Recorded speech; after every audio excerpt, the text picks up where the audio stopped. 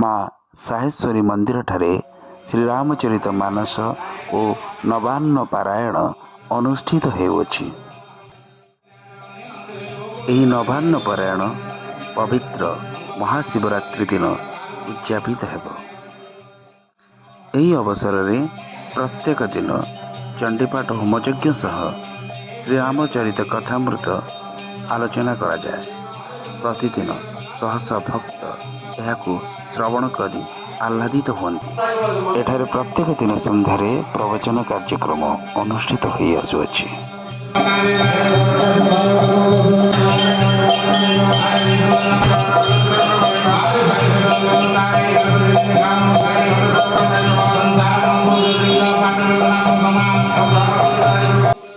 ଏକ ଭକ୍ତିମୟ ପରିବେଶରେ ପ୍ରତ୍ୟେକ ଦିନ ଶ୍ରୀରାମ କଥାମୃତ ପ୍ରବଚକମାନଙ୍କ ଦ୍ୱାରା ଶ୍ରଦ୍ଧାଳୁମାନେ ଶ୍ରବଣ କରନ୍ତି ଏବଂ ତାଙ୍କ କୃପା ଲାଭ କରନ୍ତି।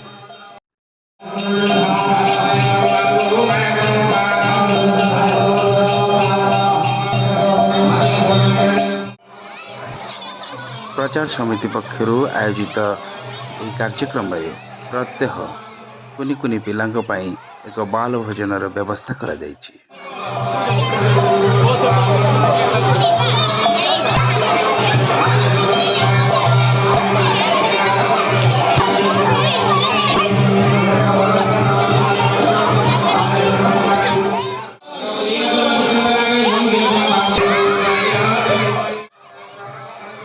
ନିକଟସ୍ଥ ଶ୍ରୀ ଜଗନ୍ନାଥ ମନ୍ଦିରରେ କୁନି କୁନି ପିଲାମାନେ ତାଙ୍କ ଦର୍ଶନ ଲାଭ କରି ମହାପ୍ରଭୁଙ୍କର କରୁଣା ଲାଭ କରନ୍ତି। ଜଗତର ମଙ୍ଗଳ ପାଇଁ ପ୍ରତ୍ୟେକ ବର୍ଷ ଅନୁଷ୍ଠାନ ପକ୍ଷରୁ ଏହି କାର୍ଯ୍ୟକ୍ରମ ଅନୁଷ୍ଠିତ ହୋଇଥାଏ। ଜୟ ଜଗନ୍ନାଥ। ଆପଣ ଦେଖୁଥିଲେ ୱାଚ୍ ଟିଭି।